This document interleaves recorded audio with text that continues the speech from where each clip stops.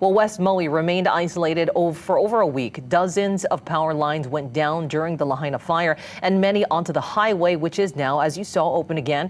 KITV4's Jeremy Lee shares how communities have stepped in and stepped up in Lahaina's desperate hour.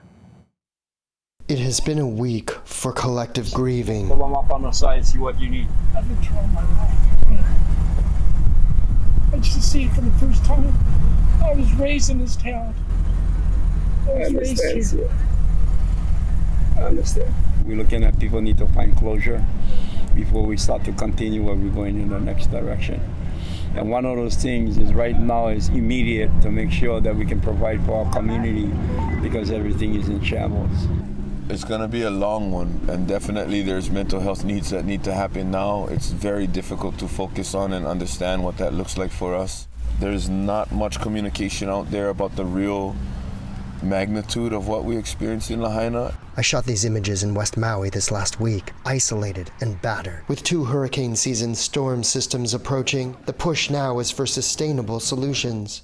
After its native Hawaiian cultural center burned, Na'aikane o Maui started this once small donation site at the Walgreens across from the Lahaina Gateway. There's more people that are gonna come from outer islands to come and help, and that's just how we are. Over the week, the site grew, with grassroots deliveries from across the islands. Give them the opportunity to lead this community because they know this community the best.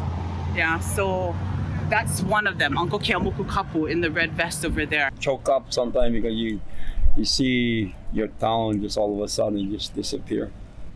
And a lot of the discussion that we've been involved in throughout the past was, we knew that this day was coming because of the instability of how everything was coming a little bit too fast. The effort over at Gateway is also completely run by volunteers. Large pallets are maneuvered about. Late Tuesday, volunteers at the Honokawai distribution pod moved swiftly to get goods indoors. It is one of 7 other distribution sites that have organically sprung up. In Napili Park, mats and storage containers arrive. Shelves are built. We currently have 2 40-footers full. We want to empty those out in the long haul and turn them into reefer systems with solar-powered operations that are coming in through Haleakala Solar.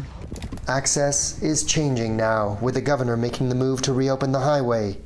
Meanwhile, crews race to restore infrastructure. Community continues to fight for what comes next. Got to get the right people to the table so we can talk about the right things, how we need to address the community's needs and how we need to address a lot of the historic property that we lost. That's going to be the biggest discussion.